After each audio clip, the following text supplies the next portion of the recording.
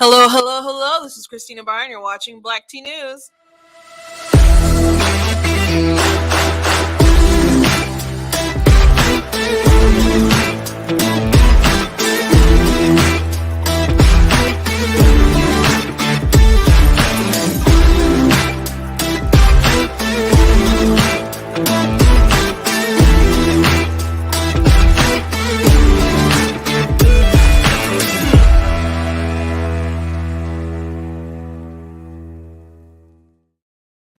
Hello, hello, hello. Welcome to Black Tea News. I'm your host, Christina Barr, and today we're going to be talking about Bloomberg released an article.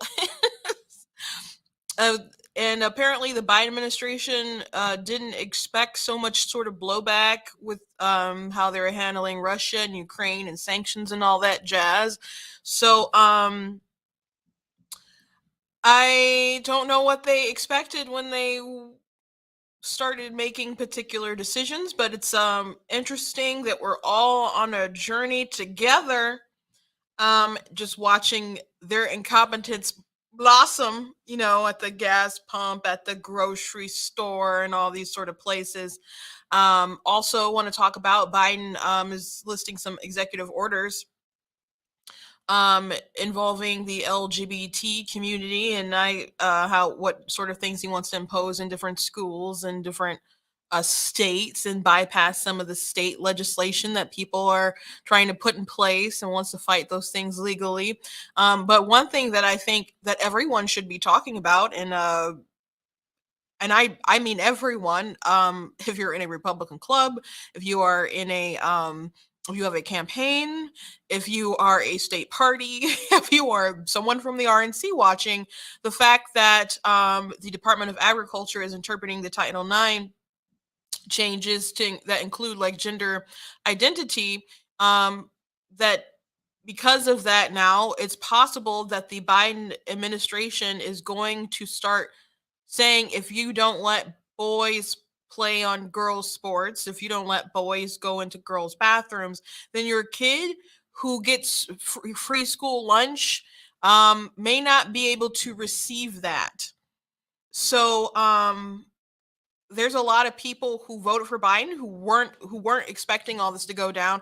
Now, I don't know why. If you were paying attention, this was always a possibility. So some of that is on you, bro. But it's definitely not something that they talked about in the debate. They thought it was they should I don't know, ream on Trump and I don't know, Proud Boys or something like that. So anyway, these are kind of consequences to their actions that we are now dealing with today. Also, I wanted to touch on the Christina Aguilera thing and just some of the crazy stuff that has been happening with Pride Month, and just sort of I guess an evident revelation I had, that seemed pretty obvious, but it's just they really, really, really want to push the weirdest stuff during this month, and I don't understand why. And I think not only Christina Aguilera and her performance, or all the drag shows and the push for that, but also like Postmates had a really creepy video, and they just find the darndest things to push. I'm going to read this article that maybe I read some of it last year about the Washington Post op-ed about how they want kink to be at Pride, and how it's always been at Pride, and why they want their kids to see the kink at Pride. So a lot of perverse stuff going on. And it just is. And my heart goes out to people who just really want to live in peace and live peaceably. But I think we all need to stick together, everyone across the rainbow spectrum, and just say, you guys are weirdos and we need to shun you. Those are my 2 cents. But before we jump into everything, I want to encourage you guys to go blacktnews.com, check out different content on my website. You know, that article I posted the other day, dealing with the backlash about Fox News, when they decided to feature a family that has a daughter who believes she's a boy and has been living as a boy since she was 5, and now this child's 14. But the mother said that she knew that her daughter was actually a boy before her child could even speak. And then she wrote a book when her child was 6 about raising her trans child. Doesn't sound like it's much about the child, but perhaps more about the mom. And they've been advocates ever since. And Fox News just aired like a propaganda sort of puff piece, and someone came on there to comment, and it was like Matt Walsh is so transphobic, blah blah blah, etc. I'm just like, um, if that's what you took away from this piece, and you don't even like want to comment on the fact that a mother did the child was 5, and they're like, "Oh yeah, totally sure. I buy that. I buy that you know your identity, know the difference between sex and gender, and that you know what is authentically you at the age of 5." Do you know what happened when I was like 5? My dad told me that when we go to heaven, we'd have powers like the X-Men. So I asked if he would murder me. So I'm glad he didn't do that, but he had to rethink his approach on some things and how he explained some things. So kids can definitely be wrong, and parents can also always not have the right approaches. So sometimes we need to rethink some things and question, did I say something stupid? And just then think on that a bit, and then think about what's actually best for the child. So anyway, we're going to get into all those things today, but anyway, you can check out articles at the website. You can check out different merchandise that we have on the site as well, like the Trump 24 Make Crack Whack Again shirt. And if you are aware of the Biden crack pipe stories, you know where that comes from. We got the You Are Not That Special shirt, and got those in cute little mugs, and also got the cool goat hoodies and t-shirts, and we do have those in different colors, and also got the black tea mug that you guys can check out on the website, and other cool things. I do want to thank Brighter Michigan Pack. I'm in their studio today. If I say something today that triggers you, I don't care. They don't care. It doesn't really work like that. Right now they're raising money for some great charities, but they do great work to elect Republicans across the state, and they just like to uplift conservative voices like my own. So I appreciate them. But if you want to cry to somebody and get me deplatformed, that's just not the way, suckers. You're just gonna have to buy one of these You Are Not That Special mug, and just cry your little tears in there. So and if you guys do like what I do here at Black Teen News and you would like to support, you can go to blackteennews.com/donate and leave a gift there, whether it's $10, $20, if you want to do more, 50, 100, whatever you can do. I really appreciate it. There are costs with the streaming and running the site and travel and other sorts of things that we do here at Black Teen News. So if you want to support and you can support, I ask that you do. And for everyone who can't go that extra mile, I appreciate when you guys share, when you guys comment and engage. It does overall help. So thank you. Make sure that if you are liking and subscribing, that you're hitting notification bells and all that kind of stuff. And let's move forward with what we got going on today. So you guys know that I like to start with something funny. And so someone posted this picture under this Postmates video about how they thought Pride Month was going. And it's a dumpster, a rainbow dumpster there. So I don't know if you guys have seen it. I shall play it for you. I suppose this is where we're going to just start off now. I'll just play it right now and back up a little bit. But behold, what they feel is good to put out on Pride Month. Yeah. You eating this Pride? Well, if you're a top, it seems like you can eat whatever you want. But if you're a bottom, you're expected to starve? Not this Pride. Introducing the bottom-friendly menu from Postmates. We teamed up with Dr. Evan Goldstein from Bespoke Surgical to bring you a menu of bottom-friendly foods backed by science. Insoluble fiber won't help you feel cute, so avoid things like whole grains, wheat bran, cauliflower, potatoes, legumes. Hold up, are you just fully diving into those beans? The problem with these foods is they don't dissolve in water, which could cause a traffic jam in your digestive system, making a mess of your evening. Speaking of messy, it's a good idea to avoid dairy. I cannot handle lactose right now. Look at her.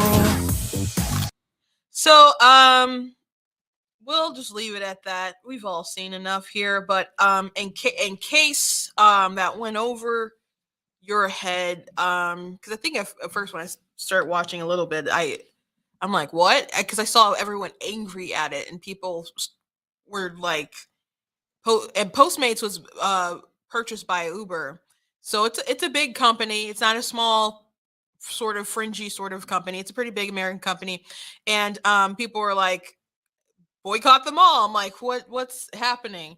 And that video was about suggesting different sorts of foods for your bottom anal pleasures. So in case that went over your head, you sweet summer children, you. So with things like that, how companies just jump on the bandwagons for all these little weird things, and with Christina Aguilera, she had sparked some outrage, especially after Libs of TikTok drew attention to this. But she was one of the performers at the a LA Pride Festival, which, just FYI, her set did end later that night. She wasn't there all day, but it was advertised as a family friendly event. Now, if you are a parent and Christina Aguilera is there and it's a family friendly event, you would think that she'd be able to know what is kind of family friendly, since she herself is a mom. She's 41 years old, I think. And normal people should be able to kind of assess what is a family friendly event, but she's probably like, hey, I'm there later time. I'm Christina Aguilera. I wrote things like Dirty and other stuff. She's been a icon to the gay community for a while and has had some outrageous outfits and performances and so on. So it probably, if you were bringing your kid there because you wanted to shield their eyes from such things, you made a bad decision. But Pride festivals and stuff has always had weird stuff in it. Again, I'm going to read an article that was an op-ed in the Washington Post last year about kink at these Pride festivals and why they think it's important for their kids to see those things, because ultimately these people are just expressing themselves. Not everyone everyone is entitled to a voice. That doesn't mean everyone should be granted a platform, and that everyone should be celebrated for the way that they express themselves. Some people need to be publicly shamed. Okay. My friend, this is Savvy, who I had on last Saturday. She did a video that was talking about how everyone says normalize, and she kind of hates that word. And she's like, not everything needs to be normalized. And she wasn't talking about I don't think she mentioned anything about this stuff around this topic, but she specifically talked about how everyone talks about normalizing in the ways of mental health. And it's she's like, no, the word you're looking for is destigmatize, so people can talk about if they need some kind of help, they can go get it. But you shouldn't just normalize things when there's unhealthy things going on in people's brains and they do actually need to go get some help. It's not a trend. You shouldn't make it so that I know people actively, there's people who want so badly to feel special that they'll identify with stuff that have nothing to even do with them. So that was her example. I think she might have briefly mentioned gender dysphoria in that post, if I'm not mistaken. But people are starting to acknowledge that there is a social contagion with that particular movement. There are people who have legitimate gender dysphoria, and they want to have surgery and other things to trick their brain into, so when they look at themselves, they will feel more aligned with how they feel internally when they see it outwardly. But that is still a condition. But there are people who have other sorts of issues going on, whether it's depression, whether it's internalized misogyny, or other sorts of things. They will self-diagnose and they're like, oh, I'm this, or they'll get radicalized on things like Tumblr, which I've read articles from people who literally got radicalized on Tumblr, and some of them are like, oh shoot, I made a mistake. And people are very harsh to people who try to tell their detransition stories. There was somebody on Twitter the other day who got censored for just telling their story, the harsh reality of what it's actually like to chop up your body and take these hormones and then not have feeling in your genitalia and your libido go down and all those other sorts of things. The ugly truths that people don't want to tell. There was a young woman, I guess she's not young, but she's in her 40s, I think, but transitioned it as to a man, and on the documentary What is a Woman, and was like, once you do all these things, you are basically, you belong to pharma, you big pharma. And these people are telling girls that they can be boys for $70,000 a pop. And maybe the push behind all this so aggressively is just big pharma, and is just financial investment, because I don't see much political gain from the left for it. Like, at the end of the day right now, I don't think that that's enough on the scale to get Biden more votes. If anything, some of the ways policies that he's pushing right now, it's gonna really hurt them in November.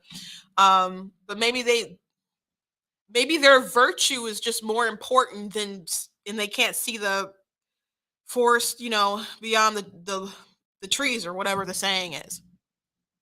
Maybe they just can't see further than their own virtue. They feel like they found a victim. It's a convenient victim for them. They're making money off them. There's people who are very passionate, even though it's a small group of people within their base who go knock doors or whatever. They uphold them as a special class, and you're an evil, terrible person if you don't not just accept them but affirm them. And they will try to push legislation surrounding that, and they will try to really go in and destroy certain institutions. But I don't think everyone involved really wants the destruction of the country.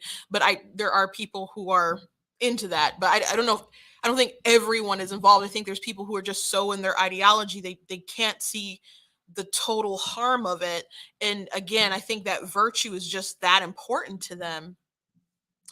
Um, but anyway, Christina Aguilera was at this event, and I there is a penis attached to this costume with these chaps.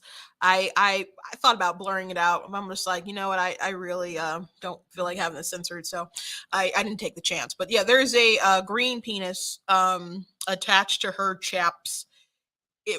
When you go lower with this photo, with a green thing sticking out and some testes.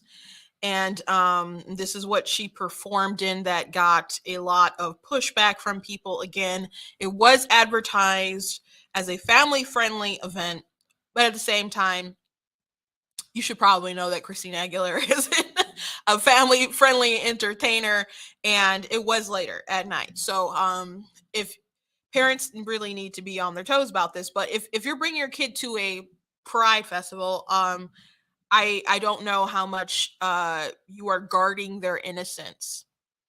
I don't really think you're guarding their innocence much. So I'm gonna go ahead and read this article that happened last year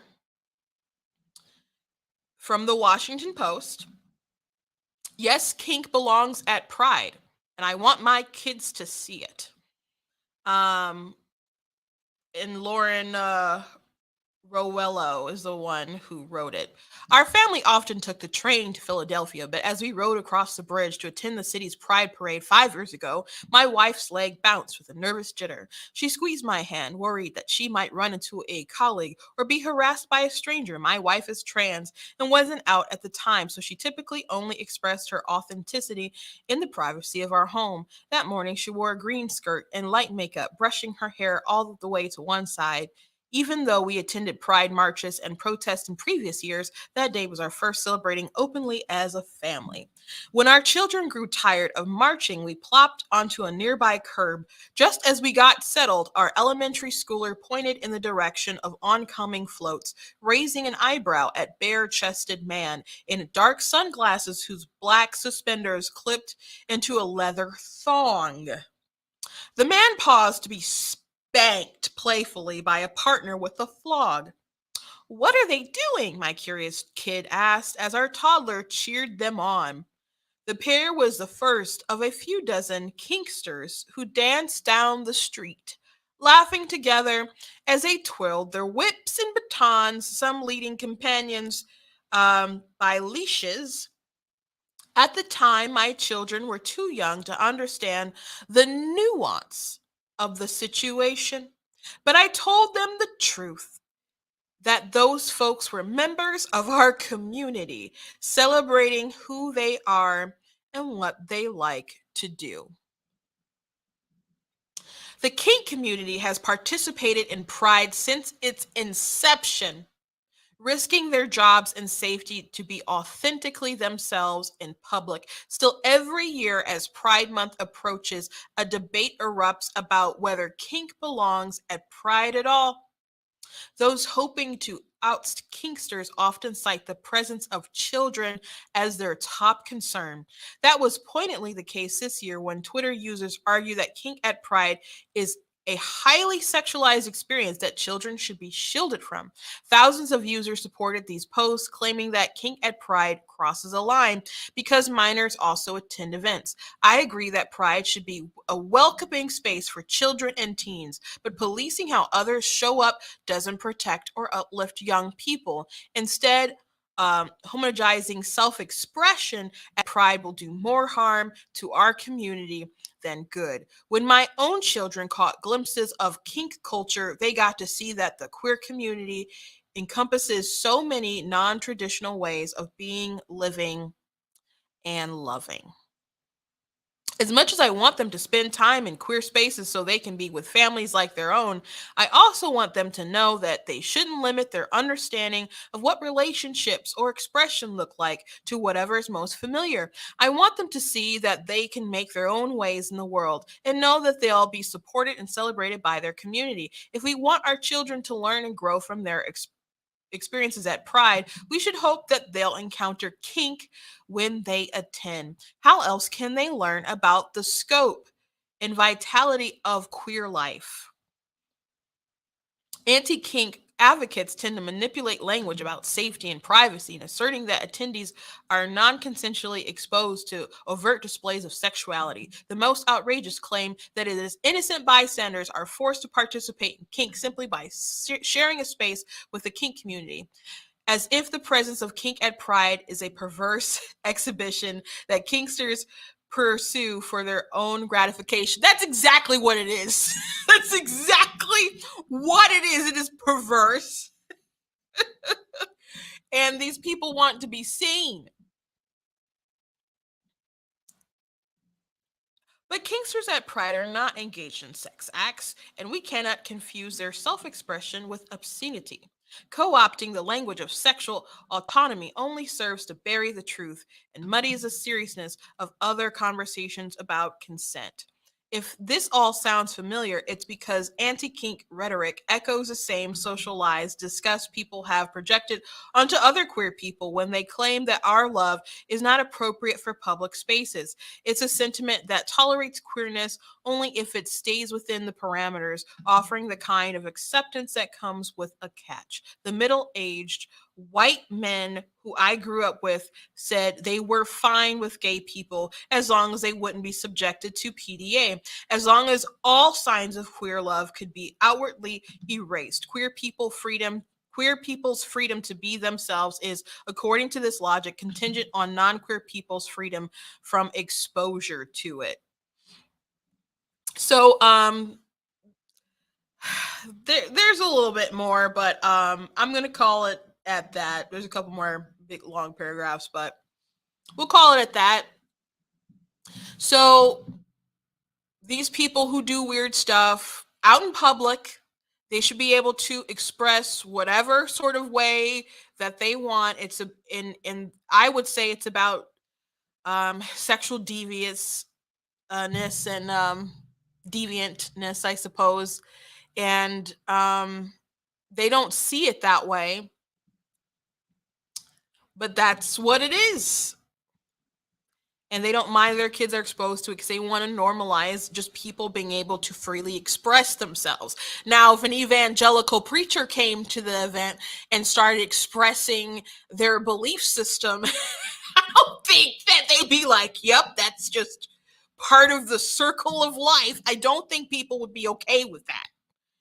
Particularly this person, especially since, they decided to express their angst with white men who just don't want the public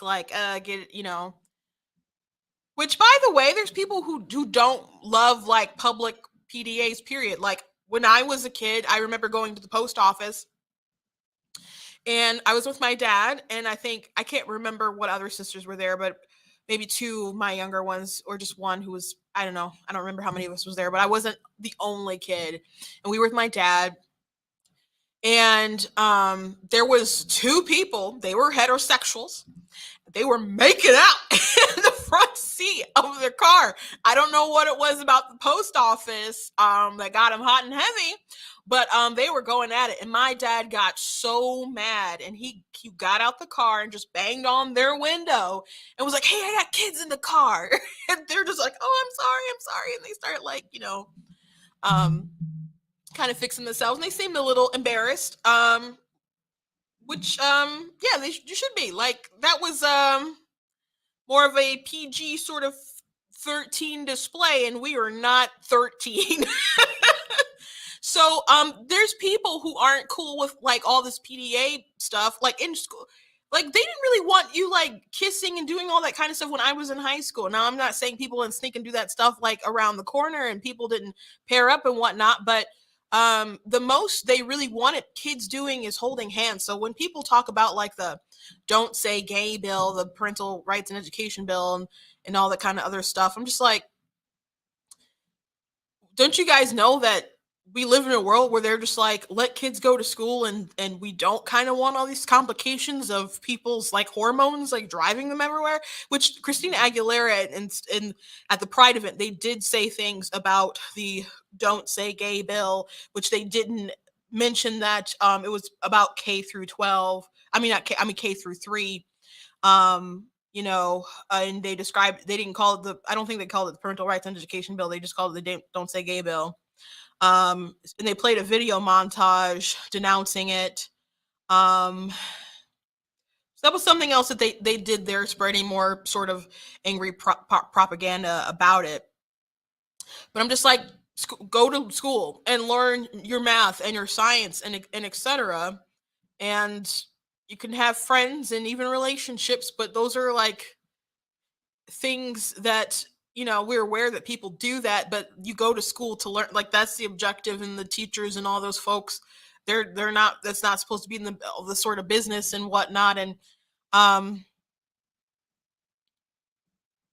but people don't, there's tons of people who don't like the public PDA and stuff, but that offends her because she's like, oh, I can be me, but you're just disgusted with who I am if you see it. Like, oh, well, yeah, that's what he said, but and now she's taking that aggression and she's transforming it to, heck yeah, I gotta have my kids watch this man paddle this other man in the butt. Like, that's so perverse. And you can't convince me it's not. You can't convince me that it's not.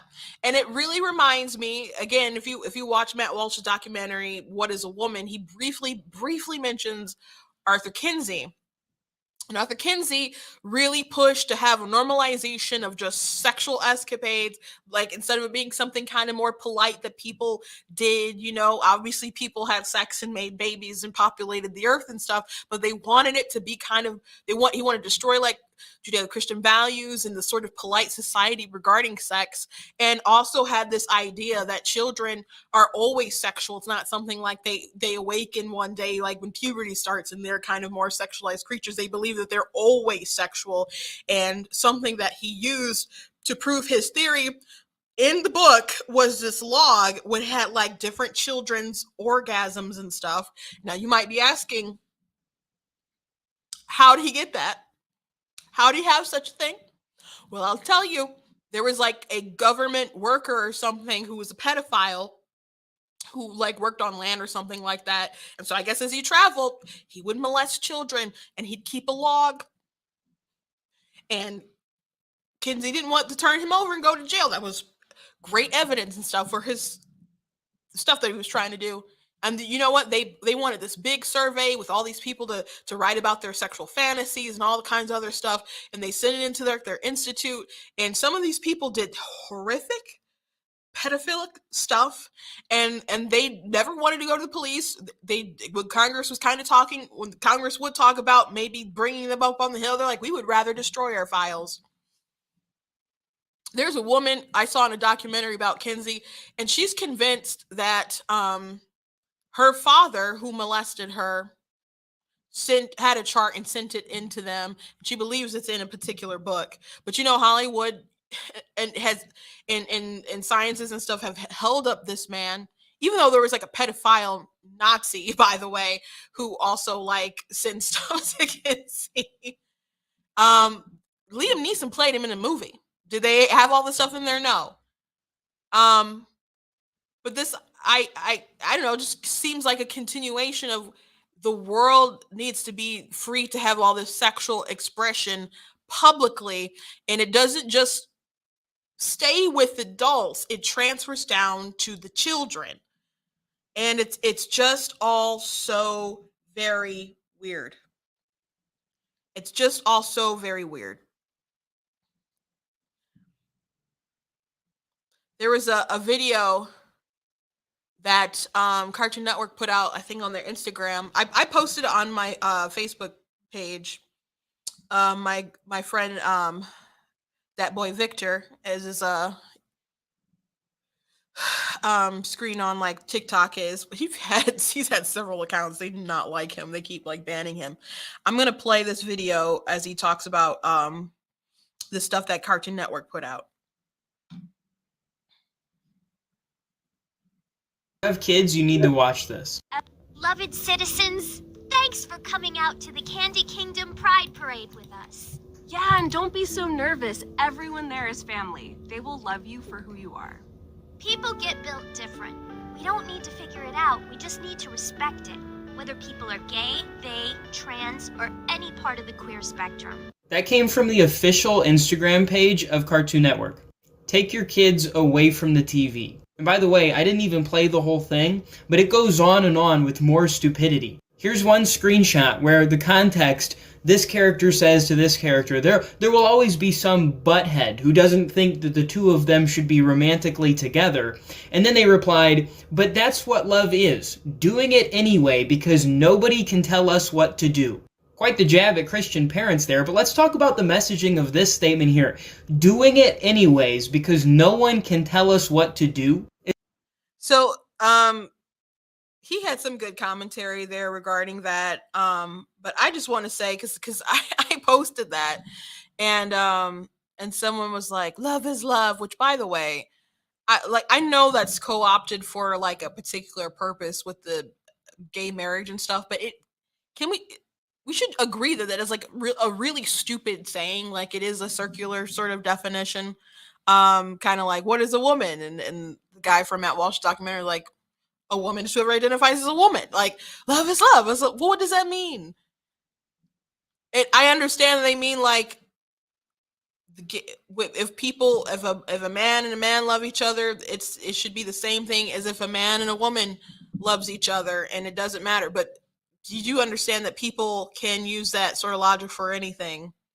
And the logic of Cartoon Network teaching like it love is love, and if people don't like what you love, then they're a butthead. That's the logic there, that they're putting out in the world. I gotta say, even just talking about from heterosexual relationships, you may know someone who likes someone, who's in love with someone who is bad for them. Maybe they're a drug dealer. Maybe they're an okay guy, but you just know that ultimately it wouldn't work out, or they wouldn't mesh, and people just have their goggles on, or I don't know, maybe they're a serial cheater, and no one will listen. I like there's a young woman who well, she told us all in a book and stuff, and she's been on the show before, but her book is From Desperation to Faith. You should check it out. It's on Amazon. But she was in love in high school with this guy who was going with all of these girls, and I don't even still really know what got her in the vein that she was just like so in love with this guy, but he was so clearly not in love with her. And then she like did it again. Sometimes and probably that sort of insecurities and stems from just not really having a father within her life and just trying to seek male approvals anywhere, I suppose. And she's since recovered from those issues by the grace of God and good male other figures in her life. But a lot of women can relate to that situation. So no, we shouldn't encourage everyone to just simply just love whoever. And if someone doesn't agree, then they're a butthead. I I just had to say that's so stupid. Like I don't remember the plot to Titanic that much. I mean the iceberg, boat. But it's been a long time since I've seen the whole thing, but I did when it came out originally. My dad just thought it was. I mean, it's not kind of his movie. I guess I don't know, maybe he wanted to see it in a sense of it being a disaster film, but he didn't like the character Jack, and he thought it was so silly or dumb, and he like her running around and wanting to go off with him, etc. And like to him, my dad, he thought he was just kind of like a nobody grifter kind of person, and maybe he reminded him too much of guys from the streets and in the hood, and he's just thinking how many dumb women are going to watch this film and just want to be wrapped up in a whirlwind of romance and not think about logical things that they'll need in life for their family to provide. And I'm not saying that she should have ran off with Billy Zane, though Billy Zane's voice is, I mean, he looks all right too, but he's got a killer voice. I'm not saying that she running off with him would have been great or anything like that. There's better men in the world, but I just remember my dad being upset about Leonardo DiCaprio's character and the kind of dude he was, and her just kind of running off and getting wrapped up in this whirlwind, and other women who do the same thing and make ultimately bad decisions for themselves, their lives, and their family. And so, just love whatever, and then if they don't agree, they're a butthead. It's just such a bad message. It's such a bad message. But I also didn't understand why people would be okay with instilling that sort of rebellion within kids. Now, Cartoon Network, their audience probably skews a little higher. I'm not saying they don't have kid shows. Adventure Time is there's kids who watch Adventure Time, sure. But when it first came on, my youngest sister was watching it. And I didn't think she should have been watching it, and I kind of like, Mom, I don't think she should be watching it. But they kind of ignored me. But by the end of the show series, because it was on a couple of years, she didn't even like it toward the end of it, because I think ultimately their male hero character, they seemed like they're kind of putting him on the sideline a bit. So it was kind of, I think, I don't know, deconstruction, a bit of a white male character. I've talked to her more about it. But those two females, particularly the one with the pink hair, she was a love interest for the main character man, and there was like a hint in the past of her having a relationship with this vampire. And then after Adventure Time was over, I think on HBO Max they did a series and they're together. So Adventure Time is not exactly a young people show, but it is on the Instagram page of Cartoon Network, and I don't think kids should really be having social media like that, to be going on the Instagram pages of Cartoon Network. Um, but even still, why would you phrase that in such an idiotic sort of messaging, as if it was like directed more toward younger viewers? I and again, pride parades have had some weird stuff, including kink, at them. So and Christina Aguilera with a green penis. So I don't think anyone should really encourage pride parades as long as there's some weird gross stuff going on and they say family friendly, and there's trans people with boobs and chaps, which is also a thing that's happened. But I don't want to play those videos for you today. So um and it is so much directed towards kids. Like, there was a song last year that came out with a gay man's choir singing "We're Coming for Your Children." That was a thing that happened. um Obviously pretty disturbing. There was cartoon no Nickelodeon Blues Clues. They had pride. Well, they had a drag queen singer singing a song about pride. But they also had Blues Clues, which the audience is like 3K is preschool, so it's like 3 to 5, and they had a pride parade, and they had a drag queen doing the pride parade, and I talked about that at length when that happened, and there are plenty of people who agreed that it was inappropriate, but there are people who were pretty upset. A lot of them from Facebook, and the pushback I would get is that we need inclusion, and it's important to teach your kids about being tolerant and et cetera. And you can teach your kids about tolerance without having a drag queen lead a pride parade. I don't understand that. And what, like, you could watch Land Before Time. That was a film back in the day that taught, three horns don't play with long necks, and all the little dinosaurs had to learn to work together and build friendship as they just tried to survive. Like, there's other things that people used to do other than needing something so blatantly in your face. Like, you have to go to a pride parade, or have your kids watch a pride parade in order to learn acceptance of people. Do you bring your kids to Pentecostal churches to learn about people like me? Is that what you do? Is that what they do? I don't, because if I had to put money on it, I don't think so. I don't think so. I think it's more about forcing the compliance and the tolerance. In the tolerance isn't about tolerance, it's about forcing affirmation and the normalization of a lot of these things. And my heart goes out to people who, like, just genuinely wanted to live their life and with someone that they care about, and not be harassed for it. That if a partner died, that you wouldn't have to, like, have your finances and all the kind of stuff just be up in the wind. Like, you could have different legal protection or whatever people wanted the marriage stuff to be for. Like, I my heart goes out to people who just really, really wanted to live a normal sort of life, and fight for their rights, and be at it, because there is a whole entire campaign to use this marginalized group of people to really, really do some damage to the country. Speaking of which, Biden administration, K through 12 schools must put boys in girls' bathrooms to get federal lunch money. So this article is from the Federalist. K through 12 schools must allow boys into girls' private areas to obtain federal funds for lunches, breakfasts, and snacks, the Biden administration announced this month.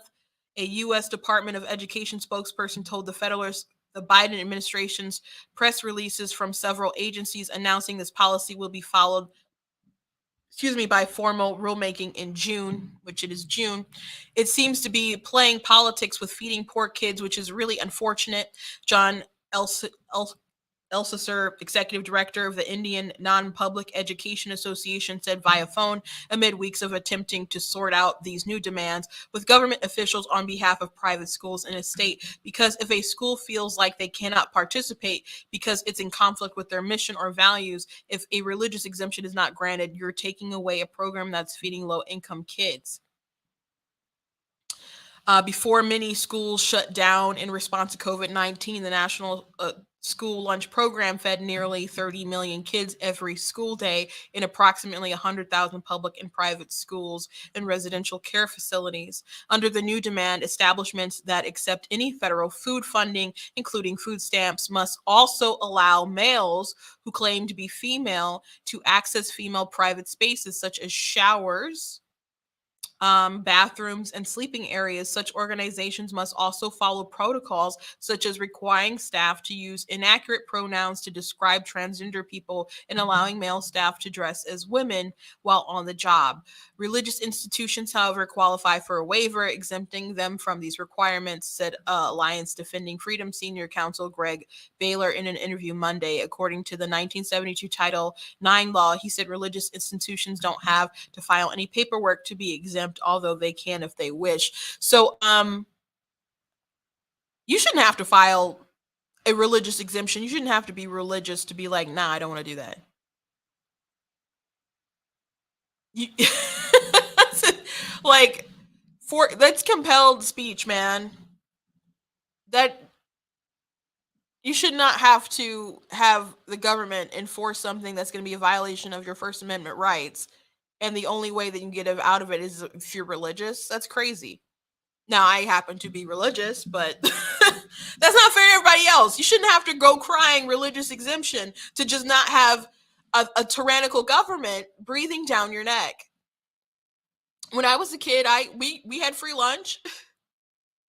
Now, FYI, by the way, the free lunch program wasn't actually like started just from the place of we love kids and we just want to feed them. It was like also like a government subsidy to like farmers and other folks.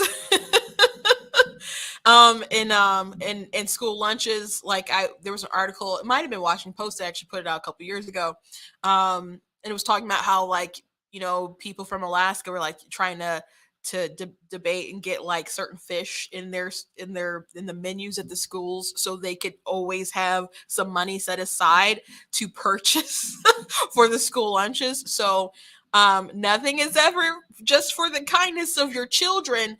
But this should worry folks. So if you're getting some kind of funding from the government at all, you're going to be subject to these rules. And I know there's a lot of people out here who voted for Biden who weren't aware that it was going to affect them so deeply like this, with things that they probably don't agree with. The signs were there because he was in the Obama administration and they were doing sort of things like this. The Biden administration is really just a continuation of the Obama administration. He just lacks the charm and is just like they were going steadily down a cliff, but there's like, I don't know, no brakes or whatever, so they're just speeding down to the hill straight to hell, I guess. So that's what the Biden administration is, but it was really just like a continuation of Obama. And there was a little reprieve with Trump that just kind of blocked the inevitable doom. But then, people decided to have that brakes just gone, and now it's just the car is on fire and still like speeding straight to hell as far as the Biden administration goes with these policies. So if you are a Republican and you are running for office, someone's running for office, you are in a Republican club, you are state party or something like that, you should be talking about the fact that the Biden administration may be denying your school lunches for your children if they won't let boys and girls locker rooms, or if you don't use proper pronouns and all the other kind of stuff. And so the Department of Agriculture already had said they are interpreting Title IX that includes all this stuff. So if they start enforcing this stuff, it's possible that your school could lose funding.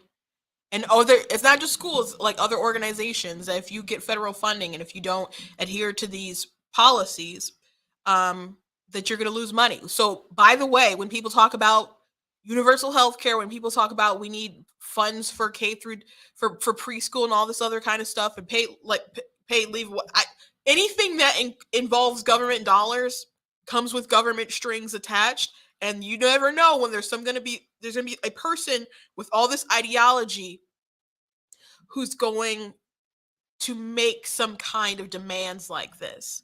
So it is very important that people live as independently as possible from this government overreach. It is very, very important. Now, do I think they care so much about these folks? No, because which we'll probably find out very quickly with Hispanics, which, by the way, there was a race yesterday where you had Mayra Flores who won in Texas, but it was in a district that's 84% Hispanics, and it went for Hillary, went for Biden, and she took it.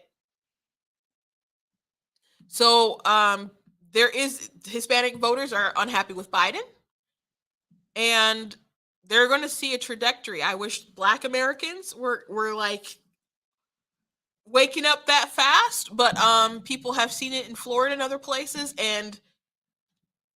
but they're not going to be able to hold this demographic like they were hoping they'd be able to hold this demographic.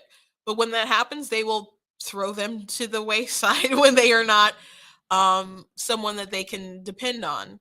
And as a matter of fact, when people were seeing how, like, Cuban Americans, how deeply red that they go, Nicole Hannah Jones, like, I'm going to write a piece about how they're not actually Latinos and they're actually like white. I'm like, okay, whatever floats your boat, bro. Like, they didn't vote the way that you wanted, so now they're white. And if you don't think the way they think you're white adjacent, or like a lot of Asians are white adjacent because they do too well, they don't want them to like just describe them as a minority, because they do too well financially and academically, and it really messes up their numbers. And if you are a Black person who thinks independently, and you thinks that you're capable of deciding your own sort of fate and destiny, then you're a white supremacist. So they don't really care about these minority groups. They care about how they can use them for an agenda. That's what it is. And if they can cripple certain people who know they know that won't go along with the agenda, that's a positive for them. It's not really about they care about these minorities and these gay issues and whatever so much. It's not about that. Because if that was the case, then they wouldn't be pushing for people to girls to chop off their breasts when they're kids.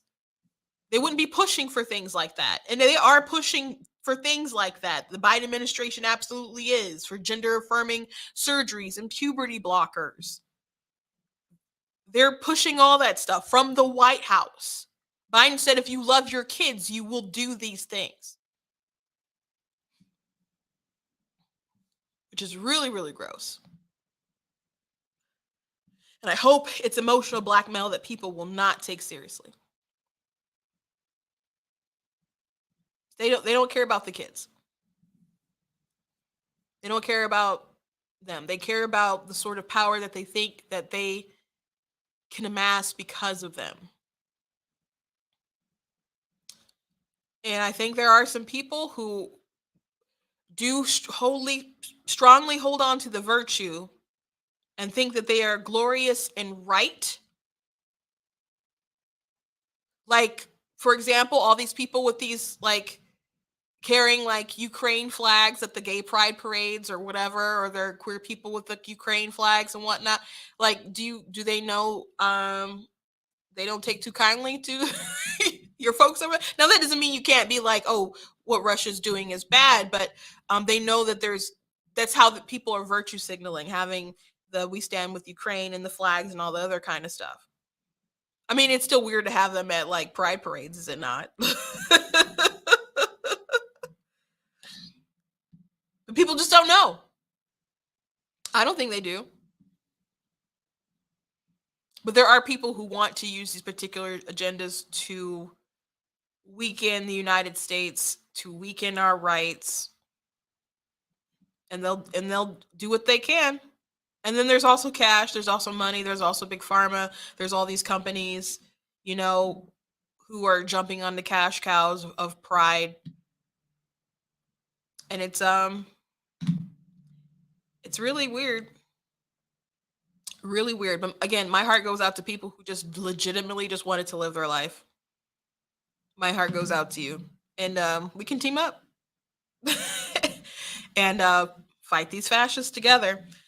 Um, I lastly want to talk about Joe Biden and the fact that these folks legit did not know, did not understand that there'd be serious blowback to the war in Russia. So the New York Times wrote today about how much money that Russia amassed from like oil and stuff. So there's that. But Bloomberg put out an article: corporate self-sanctioning of Russia has U.S. fearing economic blowback. Now, essentially, let me just quickly read it. Russia's invasion of Ukraine galvanized the US, UK, and European Union to unleash a slew of sanctions meant to punish Vladimir Putin's government and pressure him into to pull his forces back. Which there's rumors that Putin is ill and he may have nothing to lose, and this war has definitely gone on longer than a lot of people thought it would. But anyway, but some Biden administration officials are now privately expressing concern that rather than dissuading the Kremlin as intended, the penalties are instead exacerbating inflation, worsening food insecurity, and punishing ordinary Russians more than Putin or his allies, which people were saying that from jump that would happen. And people made sure that would actually happen because there was such virtue signaling that people were like, boycott everything. There were people who were like over here trying to play hockey and other stuff. And they're like, you're from Russia? You can't play chess and you can't play hockey. And I'm like, why are we canceling everyone? That's weird. And it just got weirder to me. And I talked about how weird it was. And another thing that was weird, like there was a Papa John's, I believe, that was over, like someone who owned a bunch of them in Russia, and he's like, I'm not closing up my businesses and not having my employees not being able to work and feed their families. Like, are you crazy? And people were so mad at this business owner because he wouldn't close down all of his stores and make all of his employees just not have jobs because the virtue was more important than the everyday people. Anyway, officials were initially impressed by the willingness of the companies from BP to McDonald's Corp to abruptly self-sanction, sometimes selling assets at fire sale prices, but the administration was caught off guard by the potential knock-on effects from supply chain bottlenecks and uninsurable grain exports due to the company's decisions to leave, according to the people familiar with internal discussions. In some cases, companies have signaled that they are being extra cautious or want clearer guidance from the US before continuing business with Russia. Until that happens, they are going beyond any legal requirements to ensure they don't accidentally violate sanctions policies, according to Justine Walker, the head of global sanctions, and risk the association of certified anti-money laundering specialists and industry groups. So this is having some major blowback on companies and the economy.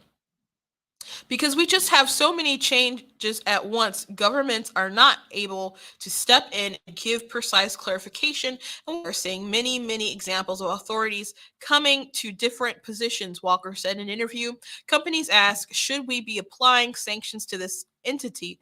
And the government will come back and say, you need to make your own decision. So they're not even going to get feedback. In acknowledgement of that concern, on May 25th, the Treasury Department Office of Foreign Assets Control, or OFAC, which oversees the sanction regimes, extended a general license so that companies could continue to pay taxes, fees, import duties related to doing business in Russia until September 30th.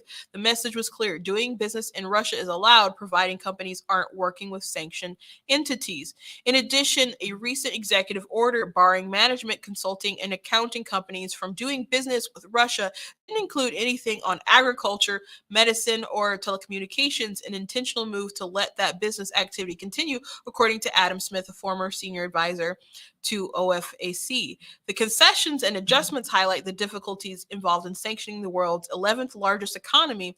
Previous sanctions campaigns against countries such as Iran and North Korea sought to impose a similar level of isolation on a much smaller economics. Russia's ties to the global commodities markets, particularly energy and grains, has made this much more complicated case.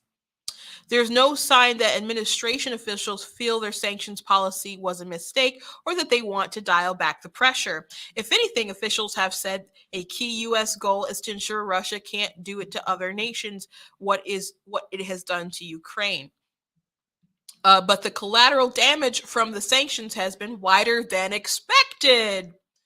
When the invasion began, the Biden administration believed that if penalties exempted food and energy, the impact on inflation at home would be minimal. Since then, energy and food have become key drivers of the highest use inflation rates in 40 years, huge political liability for President Joe Biden and the Democrat Party leading into November's midterm elections. So they did all this stuff and they just did not expect that it was going to hit us back the way that it has. And food, is it more than like 11% with inflation has gone up. And of course, gas prices are hideous. And then Biden is going out. And that's funny that they said they didn't expect so much blowback, because Biden has continuously been blaming Putin and Russia and stuff for a very long time, even not taking accountability for it when it was going up prior to actually getting involved. And he calls it Putin's price hike. So they're like, oh, well, we didn't know how bad it was going to be. Treasury Secretary Janet Yellen has said that she was wrong in believing last year that inflationary pressures would pass. One of the results that she's now seeing is related to the spike in prices due to unexpected self-sanctioning, according to one person familiar with her thinking. So also the self-sanctioning, which some of it is virtue signaling. We talked about the danger of just virtue not too long ago, has also led to these high prices. Who leads and how they lead matters. There's a little bit more, but I just thought that was astounding that they did not expect. They didn't expect it. So there's a lot of experts that these people have that, I don't know, don't seem to be experting very well. They don't seem to be doing it very well. Janet Yellen should probably resign, man. All these people saying, well, there's no inflation, or, oh, it's just transitory. And we are where we are right now. Bear markets heading into a recession, if you don't think we're there now, I suppose. These people who don't have any plans for gas prices going down, which Biden released, like he put out a letter saying to like oil companies and stuff about how they need to produce more, when you had a response that was written to the White House like the day before he released it, suggesting ways that the government could like get rid of stupid policies and also do particular things that could help with the supply. But Biden and them, they're not interested in doing those things. He literally promised that he would destroy these particular industries. And I don't understand why people just don't want to take his word for it. And they're just like, it's not his fault, it's Putin's fault. You think he controls the gas prices? I think he has something to do with it when he like ultimately wanted to destroy it. And there's people who are profiting off of that are invested in alternatives that we're not quite ready to go gung-ho for yet, but they're trying to force a world where that is what you do. And you know what? This isn't like something that's new. People have been saying that when Biden was vice president, and they're like, they want gas to be high. They want gas to be high. But you know what? Trump went in there and it went down. It was high, it went down, and now it's higher than it's ever been. And it could go possibly low with other people who know what they're doing. And the market will, when the market hits the right conditions, yeah, the gas prices will go low. But Jennifer Granholm doesn't think they'll go low because they don't plan to do anything that will legitimately fix it. If it goes a little bit lower, that's a nice surprise. But they don't. Maybe it's a nice price for us, but they just want you to buy the expensive, car, electric vehicle, because a lot of those people are invested in those sorts of things. It's a mess. The administration is a mess. That's all I got to say about it today. I hope you enjoyed the show. Please go to blacktnews.com and check out different content that I have on the website, different articles, different videos. If you like what I do here, please consider leaving a donation at the website. Anything that you can do really, really helps. If you can go the extra mile, appreciate it. I know times are tough, but if you like what we do here, I do believe breaking through that wall of media is what I'm called and other people have to do, and it's very important. And if you support that mission, I appreciate you. And if you can't do that, I appreciate you guys sharing. I appreciate you guys commenting. Tell someone, hey, check out Black Tea News. She's a sharp lady, that Christina, and I appreciate that. Thank you guys for watching, and I will see you tomorrow.